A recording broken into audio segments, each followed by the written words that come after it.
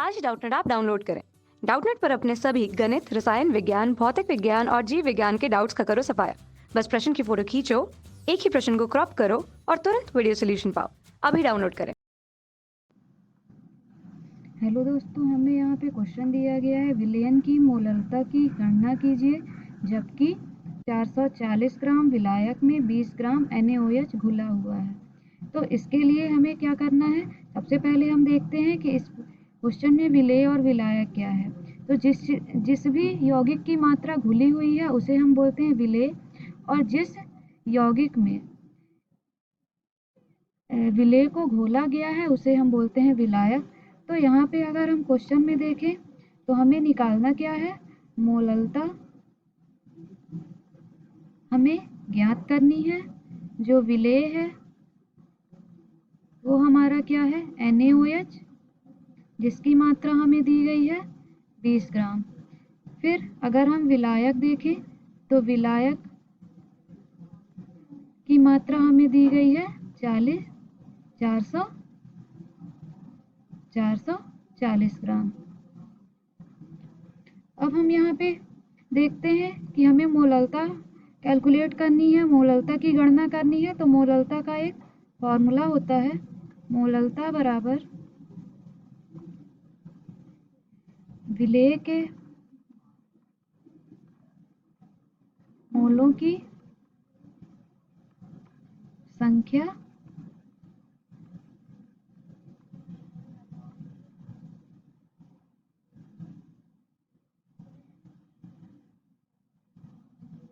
बटे विलायक का भार किलोग्राम में। अब हम यहाँ पे अगर देखें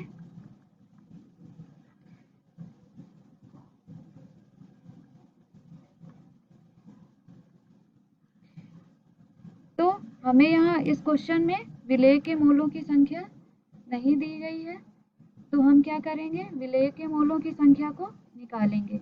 विलेय के मोलों की संख्या निकालने के लिए भी क्या होता है, एक फॉर्मूला होता है, विलेय के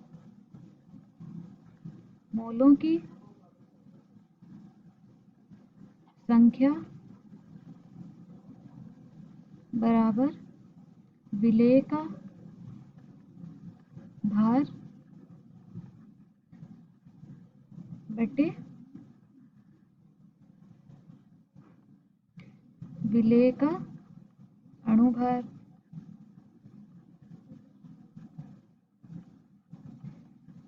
अब हमें विलेय का जो भार दिया गया है वो कितना दिया गया है, 20 ग्राम दिया हुआ है, और विलेय का अणुभार हमें नहीं पता है।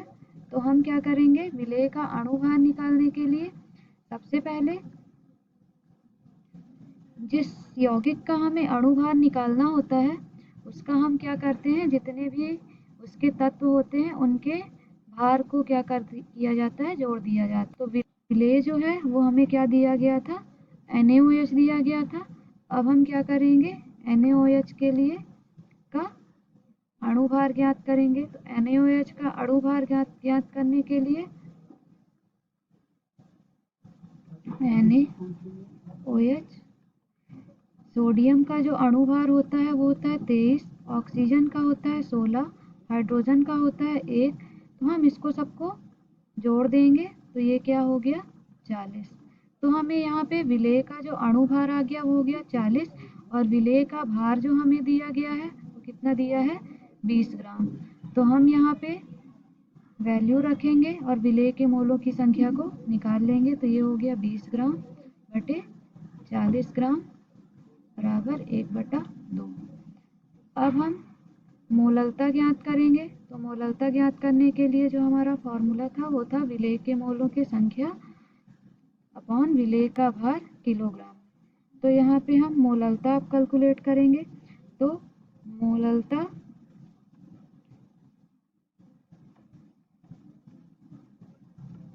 बराबर हो जाएगा विलेय के मोलों की संख्या जो हमारी 1/2 आई है, और जो विलायक का भार दिया गया है वो हमें 440 ग्राम दिया गया है। तो 440 ग्राम इसमें हम क्या करेंगे, 440। अब क्योंकि यहाँ पे ग्राम में दिया है और हमको किलोग्राम में मोलरता ज्ञात करनी होती है तो हम क्या करेंगे, 1000 का ऊपर गुणा कर देंगे। जब हम इसको सॉल्व करेंगे तो ये आएगा 25/22 बराबर 1.13।